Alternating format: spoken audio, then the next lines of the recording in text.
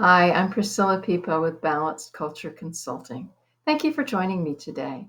Today, we're going to talk about another tool in our toolbox, conflict.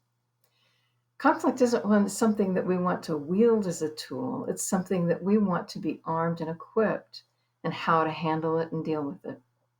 So, when we first started talking, we talked about stress. And we like to start talking about stress before we talk about conflict because stress is where unresolved issues may lurk or linger in the background, and when they do, they often come out as conflict. We also teach about knowing and being known, and we use the Myers Briggs for that because we understand that when we understand ourselves better and those with whom we are interacting, we're better able to understand stressors, perhaps avoid them, perhaps accommodate for them, but certainly be aware of them. We really believe in being self aware of our own stressors and what could potentially cause conflict. Conflict is typically something people avoid. Nobody really likes the feeling of being in conflict. Some are more adept or skilled at stepping into conflict and diffusing it. But when you're not good with other people's emotions, the main thing you want to do is avoid them. We don't like to feel bad. We don't like to feel bad and out of control. And when other people are reacting in ways we aren't predicting, that is out of control and it's out of our control.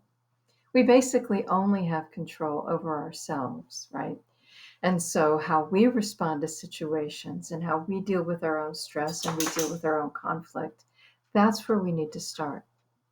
I want to talk about conflict avoidance because most leaders avoid conflict at their peril. It is far more common that leaders avoid conflict thinking that they're being nice or thinking that they're doing the kind thing rather than dealing with a real situation or a real problem.